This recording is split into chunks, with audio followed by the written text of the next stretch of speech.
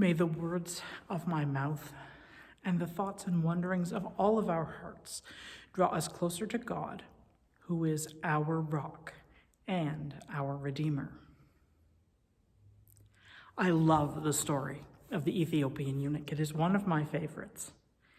It is a story about God's love reaching beyond all boundaries and all barriers and bringing everyone in, going so far as to say that we don't have boundaries and barriers anymore, perhaps. That we draw the circle wide and open. That those who wish to can become a part of us as long as they agree to be a part of us. It's scary. And it sometimes means taking steps to preserve everyone, including the most vulnerable in our midst. Who we are and who we are called to be is community of radical inclusion, where everyone can belong. And this is hard for us to do. We do need to be abiding in God to get there.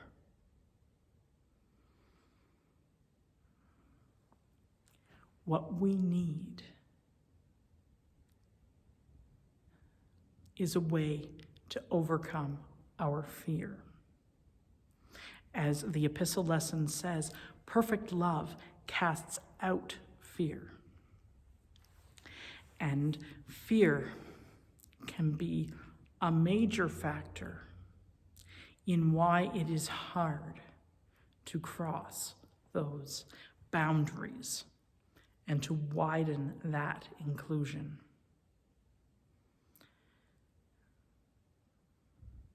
I started out this week doing a bit of research, really hoping that the Philip in the story would be the disciple Philip. And I came to the conclusion it wasn't really clear if he was or not. Why I wanted it to be the disciple Philip, because I wanted the juxtaposition of him going from being from Bethesda in a rural fishing community in Galilee, and what it meant for him to go and talk to the Ethiopian eunuch. But it may have been Philip, the deacon, who was Greek. It may have also been the same person. People are from all over and do all kinds of things. And I love these little puzzles, like figuring out if this person is actually that person and what does that mean. But the heart and point of the story is this representative of the Christian community reaches out, no holds barred, no barriers, and brings in the Ethiopian eunuch. How can we become the sort of community that does the same thing, that allows our vine to be expanded, that bears much fruit, because we are not caught back in fear? There was something that happened this week in the news that captured my attention. And it was Tim Hortons on Henderson Highway in Winnipeg put up a sign that said that this was an English-speaking workplace. And there was quite a response against that. One of the things that wasn't highlighted was that people who had worked there said that this was a really common thing to be reiterated to them. And what seems to have been happening was that people were accidentally, in moments of stress, speaking in their mother tongue, which was understood by their co-workers as it was also their mother tongue, and that this was being told to stop.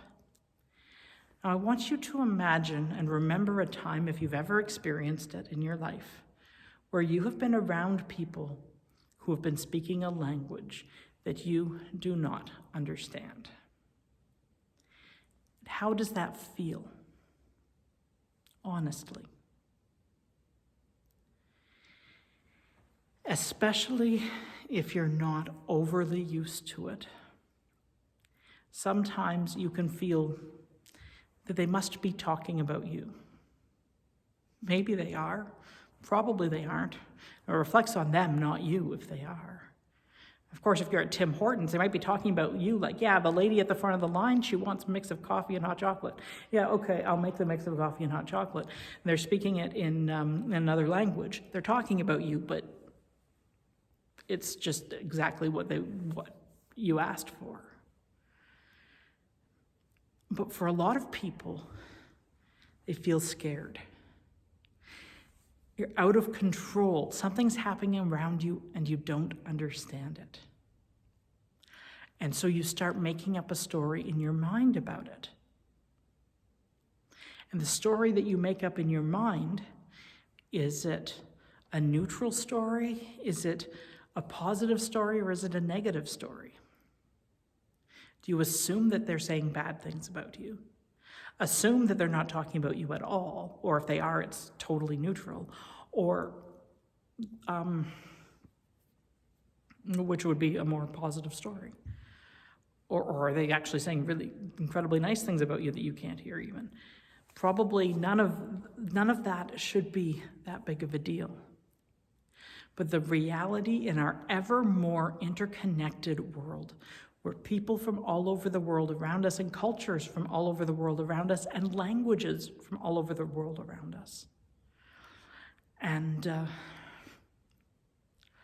this one might get me in trouble, but I always want to maybe that's my job, to push boundaries a little. And I know that some would say that when people come here to Canada, they really ought to learn English.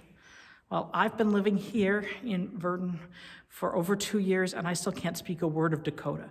So why should I assume that everyone who comes here is going to immediately learn English? That our challenge is to find and face those fears and that discomfort. The Ethiopian eunuch shows up with 2 at least different characteristics that make him an outsider. From a racial perspective, he's from outside the empire. So everybody, love it or hate it, has been living for a generation or 2 under Roman rule. And this is someone from outside of, whether that feels safe or unsafe, he's from outside of the Roman rule. And he's from Sudan. So unlike a lot of the people from Africa that they would know from northern Africa, he is likely to be very black, look very different. And he is a eunuch. Now, we do not know when Jesus talks about 3 kinds of eunuchs: born a eunuch, or made a eunuch by human hands, or one who chooses to be a eunuch for the sake of the kingdom of heaven. We do not know into which category this person stands, whether this is somebody who today we would call intersex, or somebody who chose to go into public service and as a part of that choice was castrated, and was he castrated before or after puberty? We don't know. But he is outside of Roman family values. And Roman family values really strongly emphasizes families, parents and children, and the importance of that. And he's outside of it because he's a eunuch. And we have, I believe, in our church here at St. Paul's, we have done a lot of work, and you have done a lot of work a long time ago, that accepts people who don't fit into the gender binary, that don't fit into the concept and rules of heterosexual men married to heterosexual women having children. We know that we exist in a world beyond that, and we welcome beyond that. How do we continue to stretch and grow? How do we continue, as Jesus calls us to remain in him, and in that way to be without fear? Who are the outsiders we are being called to stop seeing as outsiders?